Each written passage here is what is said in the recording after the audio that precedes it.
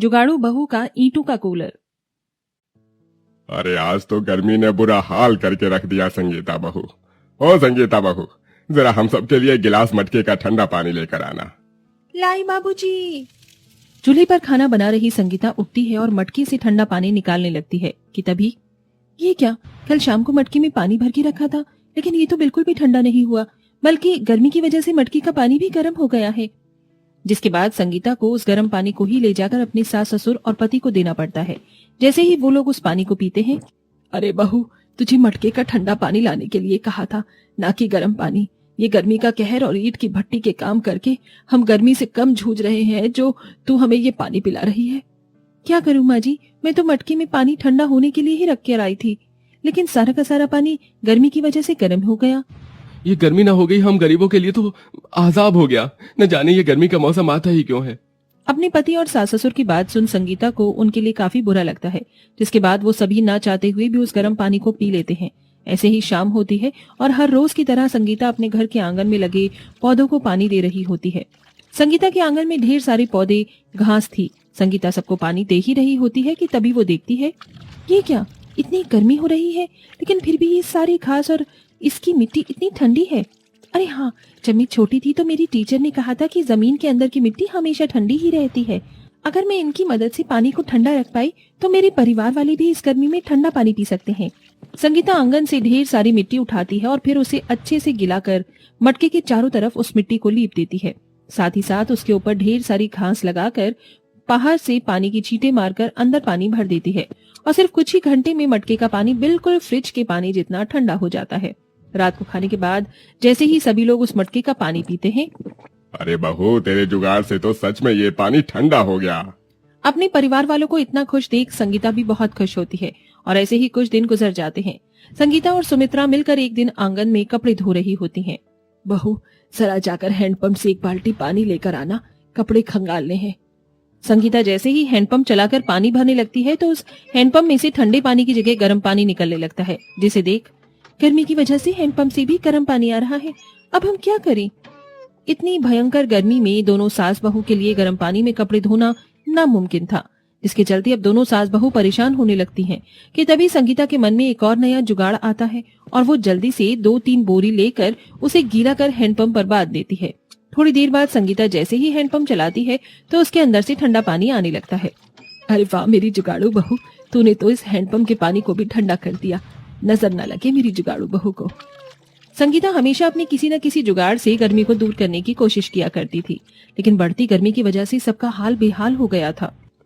अरे बाप रे बाप, मुझे तो ऐसा लग रहा है कि मैं अभी भी इनकी भट्टी में ही काम कर रहा हूँ। अरे अब तो इस गर्मी में इस घर में रहना दुश्वार हो गया है। बेटा, इस टीन की छत की वजह से ये सब हो रहा है। सोचा था इस साल इस टीन की छत को हटवाकर और पत्थर की छत बनवाऊंगा, लेकिन पैसों की कमी के चलते इसे न कर सका। टीन की छत होने की वजह से गर्मी में टीन बहुत जल्दी गर्म हो जाया करती थी, जिससे संगीता का पूरा घर ईंट की भट्टी की तरह गर्म हो जाता था। संगीता, अब तो तुझे अपने जुगाड़ से इस गर्म छत को ठंडा करने के बारे में सोचना ही होगा, वरना इस गर्म छत के नीचे तो हम लोग और ज्यादा दिन तक रह नहीं सकते।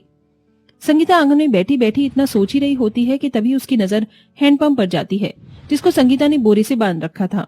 ये देख संगीता के मन में एक और नया जुगाड़ आता है और वो एक एक कर बोरियों को गीला करके अपनी टीन की छत पर रख देती है और उसके ऊपर ढेर सारी मिट्टी डाल देती है, जिससे अब गर्मी की वजह से उन लोगों की टीन की छत गर्म नहीं होती थी। अरे वाह बहू, तूने तो आज हमारी टीन की छत को भी ठंडा कर दिया। और नहीं तो क्या बाबूजी, अब आपको दूसरी छत बनवाने की कोई जरूरत नहीं है। आप लोगों की जुगाड़ू बहू और मेरी जुगाड़ू पत्नी ने इस टीन की गर्म छत को भी ठंडा करके रख दिया। संगीता अपने जुगाड़ से कभी बोरे गीले कर घर की खिड़कियां और दरवाजे पर टांग देती थी, जिससे घर के अंदर गर्म हवा नहीं आती। वहीं कभी सबकी सोने की चटाइयों के नीचे गीली मिट्टी रख देती, जिससे सबको ठंडक मिलती। लेकिन इतने जुगाड़ करने के बाद भी पूरा परिवार मच्छरों से काफी ज्यादा परेशान था। इन मच्छरों ने गर्मी में काट काट कर सारा खून पी ही लिया है। न जाने अब इन मच्छरों से गर्मी में कब राहत मिलेगी। आए हाय, इन मच्छरों से तो राहत ये सिर्फ कूलर ही दिलवा सकता है। आए हाय, बिना कूलर के तो ये मच्छर एक दिन हमारा सारा खून पीकर हमें मार ही डालेंगे।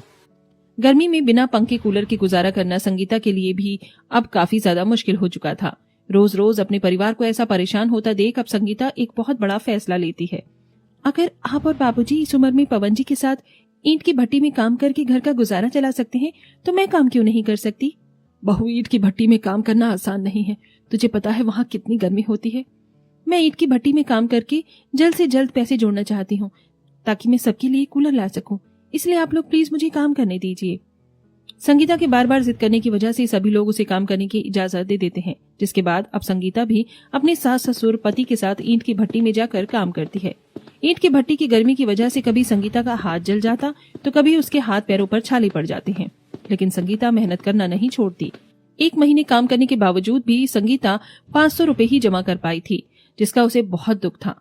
एक दिन संगीता और रोज की तरह ईंट की भट्टी में काम कर रही होती है कि तभी उसकी नजर सामने चल रहे कंस्ट्रक्शन साइट पर जाती है। ईंट की दीवार पर पानी मारने से ये काफी ठंडी रहती होगी ना? पुराने जमाने में लोग ईंट और कच्ची मिट्टी के घरों में रहते थे, इसीलिए उन्हें गर्मी नहीं लगती थी। 1 मिनट, अरे ये चीज मैंने पहले क्यों नहीं सोची? संगीता के मन में ईंट की दीवार को देखकर जुगाड़ आता है, जिसके बारे में वो सबको बताती है। संगीता, तुम क्या कह रही हो? भला ऐसे कैसे हो सकता है? क्यों नहीं हो सकता? ईंट की 4 दीवारें बनकर तैयार कर सकती हैं, तो इनका कूलर क्यों नहीं? हम घर में ईंट की 4 दीवारें बनाएंगे और उसी बीच में से काट कर उसके अंदर एक मोटर फिक्स कर देंगे, जिससे हमारा ईंट का कूलर पूरा बनकर तैयार हो जाएगा। बहू जो कह रही है वो होगा या नहीं ये तो मुझे नहीं पता, लेकिन हम कोशिश तो जरूर करेंगे। क्या पता बहू की इस जुगाड़ और हमारी कोशिश से हमें गर्मी से छुटकारा मिल जाए। सुमित्रा और संगीता की बात सुन पवन और रघु इस बात के लिए मान जाते हैं, जिसके बाद अब संगीता सबके साथ मिलकर ईंट की मदद से कूलर के आकार का ढांचा तैयार करती है और उसके अंदर मोटर लगाकर उसके चारों तरफ गीली मिट्टी और घास एक कपड़े की मदद से बांध देती है और उस पर पानी छिड़क देती है, जिससे जैसे ही अब वो लोग प्लग लगाकर बटन चालू करते हैं तो उस ईंट के कूलर के अंदर से बिल्कुल ठंडी ठंडी हवा आती है। बहू, इस ईंट के कूलर के अंदर से तो बिल्कुल असली कूलर की ठंडी ठंडी हवा आ रही है। हाँ माँ जी, और हमें तो इसके अंदर पानी भरने की भी जरूरत नहीं है, हम बस इसकी दीवारों को गीला कर देंगे और ये ठंडी हवा देंगी। आज तो सच में मेरी जुगाड़ू बहू ने कमाल कर दिया। मेरी तो भगवान से यही प्रार्थना है कि हर जन्म में मुझे तेरी जैसी जुगाड़ू बहू मिले। संगीता के ससुराल वाले उसके इस जुगाड़पंती के लिए काफी ज्यादा तारीफ करते हैं। इसी के साथ अब जब भी कोई संगीता के घर पर आता तो उसका बना हुआ जुगाड़ का ईंट का कूलर देखकर हैरान रह जाता। संगीता बहू, तेरा ईंट का कूलर तो सच में काफी ज्यादा बढ़िया है। हम लोग भी तुम्हारी तरह ही गरीब परिवार से हैं।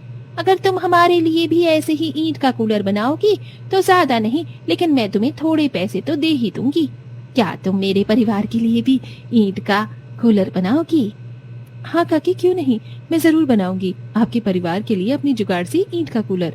आस पड़ोस में रह रहे लोगों को जैसे ही संगीता के जुगाड़ से बनाए हुए ईंट के कूलर के बारे में पता चलता है तो वो भी संगीता से अपने घर में ईंट का कूलर बनवा देते हैं, जिससे उन्हें गर्मी से राहत मिलती है। वहीं संगीता की भी अच्छी खासी कमाई हो जाती है और ऐसे ही अपने जुगाड़पन से संगीता अपने ससुराल वालों के साथ हंसी खुशी रहती है।